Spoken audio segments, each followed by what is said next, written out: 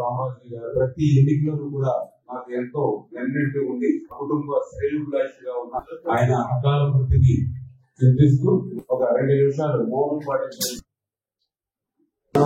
Office లో ఉన్నప్పుడు per day 100 నుంచి 300 మంది వరకు కూడా ఆఫీస్ కు వస్తూ ఉన్నారు.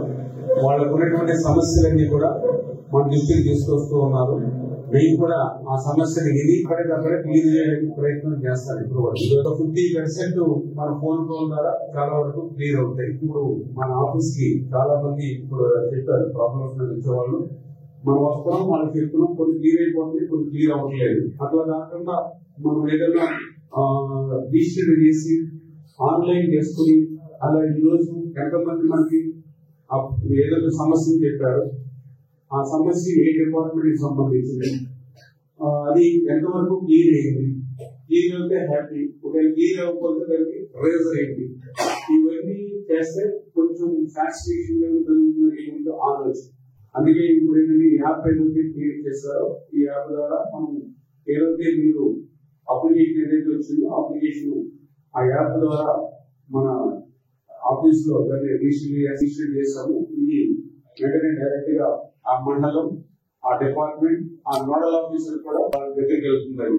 ఏ డిపార్ట్మెంట్స్ ఎన్ని మన ఆన్లైన్ లో ఏ డిపార్ట్మెంట్స్ ఎన్ని ప్రాబ్లమ్స్ వచ్చాయి, ఎన్ని క్లియర్ అయింది, ఎన్ని పెండింగ్ లో ఉంది, ఎక్కడ క్లియర్ కాలేదు అనేది కూడా మనం కూడా వర్కౌట్ చేస్తూ మనం కూడా నేను కూడా అధికారులతో మాట్లాడడానికి అవకాశం ఉంటుందని చెప్పి ఇది మనం ఒక ప్రయోగాత్మకంగా ఒక కార్యక్రమం తీసుకుంటే పబ్లిక్ ఇంకా మనం రెస్పాన్సిబిలిటీగా ఉండగలుగుతాం, సాటిస్ఫాక్షన్ లేదు కూడా వాళ్ళకి కట్టగలుగుతాం అనే ఆలోచనతో దాన్ని కూడా ఈ రోజు మనం లాంచ్ చేసి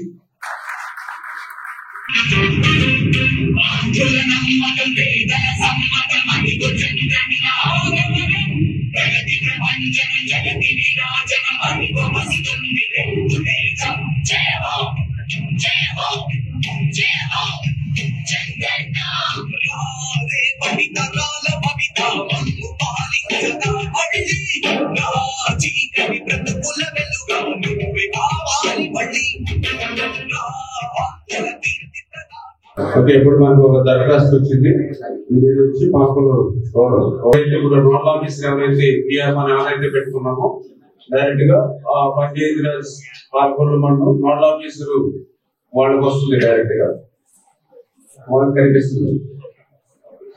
దీని మెసేజ్ కూడా ఇమీడియట్లీ ఇలా పలానా సర్వే పలానా నెంబర్ తోటి పలానా పిఆర్ డిపార్ట్మెంట్ అని చెప్పి ఇప్పుడు మీరు ఏదైతే ఫోన్ నెంబర్ ఇచ్చారో ఆ ఫోన్ నెంబర్ కి మెసేజ్ కూడా వస్తుంది. దాని తర్వాత వాళ్ళు మ్యాక్సిమం ఎంత తొందరగా పూర్తి చేసుకుంటారు, తొందరగా పూర్తి చేసి అది క్లియర్ చేస్తారు. అప్పుడు మనం దాన్ని సాటిస్ఫాక్షన్ అవుతే ఈ ప్రాబ్లం క్లియర్ చేయండి చెప్పి మనం మళ్ళీ వాట్సాప్ మెసేజ్ పెడతాం.